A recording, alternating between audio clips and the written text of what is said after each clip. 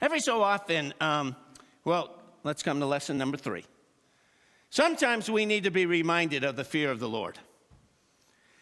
So Uzzah loses the reverence for God and is touching the ark. He drops dead. And verse 12 of 1 Corinthians 13, verse 12, David was afraid of God that day and asked, how can I ever bring the ark of God to me?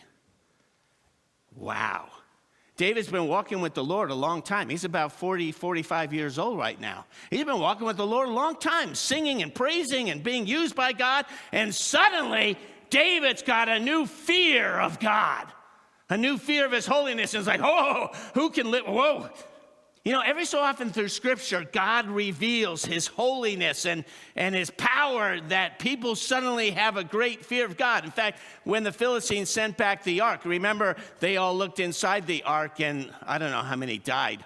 Tens of thousands of people died. God says, there should be a fear of the Lord. In the book of Acts, let me remind you of something that happened. Oh, I saw this. I'm a truck driver. I fear God and my wife. You are neither. Okay. So,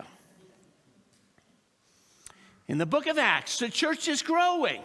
Everyone's joining the church. Hey, this is a new club.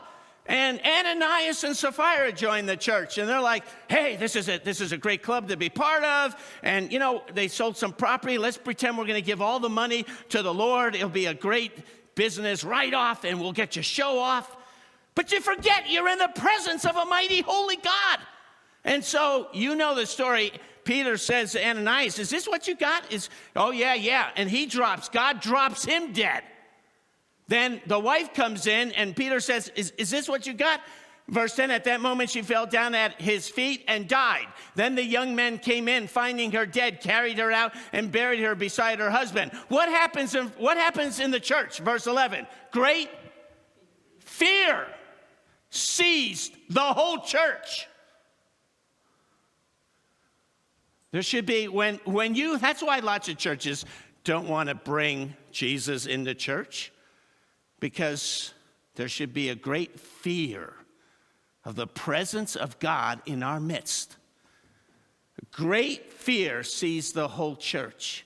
The apostles talk about church growth. Verse 12, the apostles performed many signs and wonders among the people. All the believers used to meet together in Solomon's colony. No one else dared join them, even though they were highly regarded by the people. Talk about church growth. God's like, I don't care about church growth. I care there's reverence and you're falling. I'm a holy God that deserves respect and honor. Where do you think you are? This is my house. Even though, God, no one else is joining the church now. You scared them off.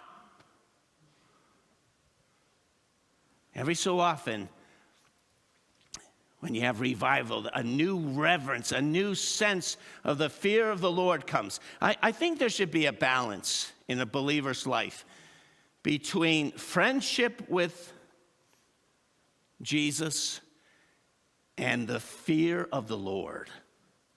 I think there should be a balance between the two. I think you should have that balance, by the way, in raising kids. Probably long ago,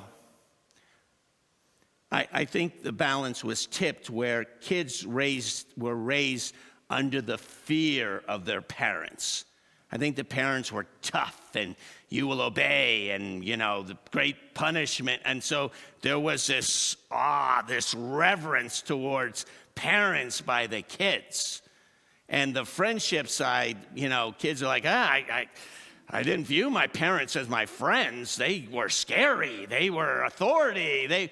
Okay, now I think the pendulum has gone like totally the other way, where parents are like, oh, I'm your friend. I'm your best friend. And I would never discipline, I would never, And so, I think there's a balance that all parents need to walk, which is, of course I'm friends with you, my sons and daughters, but But don't forget, I'm your father and mother as well.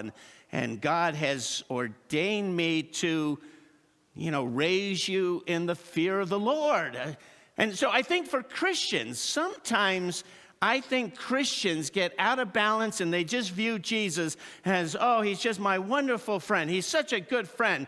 And, because he's such a good friend, no matter what I do, he's not going to do anything about it. This is called turning the grace of God into a license for sin. Turning the grace of God, when you start viewing God as, you're my friend, you would never do anything to me, you would never punish, you would never share your holy, oh, we're such good friends that now I can take advantage of that. Listen, I believe in the security of my salvation. I want you to completely understand. Okay.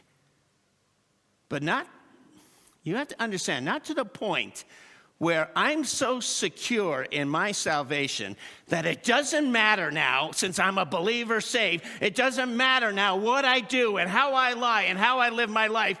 I'm just going to take the chance that, I'm secure and I'm going to go to heaven no matter what happens. I think you're crazy. I hope, in some sense, I hope that's completely true, but I'm not taking advantage of that. I still have the fear of the Lord.